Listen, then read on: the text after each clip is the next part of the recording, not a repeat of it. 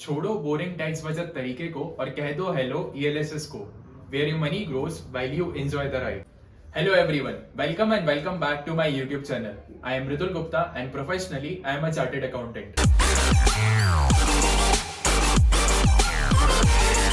For those who are new to my channel, I make videos on finance, mentorship and podcast. तो आज हम बात करने वाले हैं कि कैसे आप म्यूचुअल फंड में इन्वेस्ट करके अपनी टैक्स लायबिलिटी को रिड्यूस कर सकते हैं. Yes, we are going to talk about ELSS. So what exactly is ELSS? ELSS का मतलब है Equity Linked Saving Scheme. These are a type of investment in which at least 80% or more than 80% of your amount is invested in equity and equity related stock. Simply अगर कहा जाए तो आपका investment stock market में करा जाता है. Before you invest in ELSS, let us know some more points about ELSS. First, tax benefit. आप एक छोटे से अमाउंट से अपनी ELSS इन्वेस्टमेंट को स्टार्ट कर सकते हैं. But if you invest rupees 1,50,000 and if you are in 30% tax bracket, then you will save tax up to 46,800. ELSS offers tax rebate under Section 80C of the Income Tax Act. But this tax benefit comes with a condition, और वो condition ये है कि आपको अपने investment को 3 साल तक के लिए होल्ड करना पड़ेगा, जिसका मतलब ये है कि आप अपने म्यूचुअल फंड को 3 साल से पहले सेल नहीं कर पाओगे. Second, benefits of diversification. The fund is invested in companies of different market capitalization, themes and sectors. So overall, your money is invested in a diversified manner. Third, tax on sale of ELSS. जब आप अपने investment को 3 साल बाद redeem करेंगे तो उस पे होने वाले प्रॉफिट को इनकम टैक्स के अंदर लॉन्ग टर्म कैपिटल गेन माना जाएगा. And long term capital gain is exempt up to profit of rupees 1 lakh, यानी कि 1 लाख तक के प्रॉफिट पे कोई टैक्स नहीं. And profit above 1 lakh is taxable at the rate of 10%. Fourth, what if you sell the ELSS before prescribed locking period of 3 years? अगर आप अपने ELSS इन्वेस्टमेंट को 3 साल से पहले रिडीम करते हैं तो जो टैक्स रिबेट आपको पहले मिली थी ऑफ 46,800 वो करंट ईयर में टैक्सेबल हो जाएगी. Fifth, why one should invest in ELSS over other 80C investment options? There are many investment options which are available under Section 80C of Income Tax Act to claim tax benefit, जैसे कि national saving certificate, Sukanya Samriddhi scheme, fixed deposit receipt and etcetera.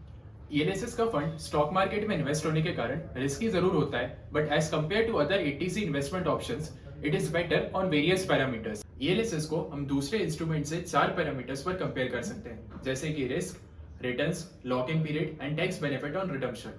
Sixth, what is the minimum amount for investing in ELSS? You can begin your investment journey through the SIP route by investing just rupees 500 per month. Seventh, what is the best time to invest in ELSS? ELSS में पहले से ही invest करने के कई फायदे होते हैं जो आपको मार्च में लास्ट डेट पर इन्वेस्ट करने के कारण नहीं मिल पाते हैं. So let us now discuss those benefits. So for every amount you invest in ELSS, there is a lock-in period of 3 years.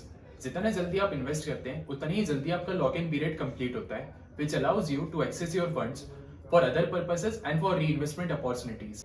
Rupee cost averaging. When you invest consistently throughout the year, you get the benefit of rupee cost averaging. Now this strategy involves buying units at different NAVs, which reduces the impact of market volatility. Rupee cost averaging के concept को एक example के through समझते हैं. मान लेते हैं कि आपके पास 12,000 रुपए हैं और आप उसे ELSS में इन्वेस्ट करना चाहते हैं, जिसके लिए आपके पास 2 ऑप्शंस अवेलेबल हैं. पहला ऑप्शन है कि साल में एक बार में ही आप 12,000 रुपए को इन्वेस्ट कर दें, जैसे कि मार्च में 12,000 रुपए को इन्वेस्ट करना. सेकेंड ऑप्शन है कि हर महीने आप 1,000 रुपए को इन्वेस्ट करें, जिससे आपका टोटल इन्वेस्टमेंट 12,000 रुपए ही हो जाएगा. रुपी कॉस्ट एवरेजिंग, इसका मतलब है कि आप हर महीने 1,000 रुपए इन्वेस्ट करोगे, चाहे मार्केट अच्छा हो या खराब हो. पहले ऑप्शन में आपका पूरा इन्वेस्टमेंट एक ही NAV पर होता है, वेरेस ऑन द कॉन्ट्री सेकंड ऑप्शन में आपका इन्वेस्टमेंट डिफरेंट अमाउंट की NAVs पर होता है, जैसे कभी 50 के भाव पे, कभी 55 के भाव पे. So under second option your investment is not affected very much by the volatility in the market when you invest consistently throughout the year. Better investment decisions. Rushing to invest in the month of March at the last moment may lead to hasty investment choices. When you start investing from the beginning of year itself, then you have more time to select the best ELSS fund that aligns to your financial goals and risk tolerance level. Tax planning. Early investing in ELSS helps to plan your taxes more effectively. आप early during the year अपनी tax liability को assess करके necessary adjustment कर सकते हैं for financial planning and investment opportunity. Long term wealth creation. Investing early in ELSS helps your money to compound over a long period of time. In summary, ELSS में consistently during the year invest करना एक prudent financial strategy है.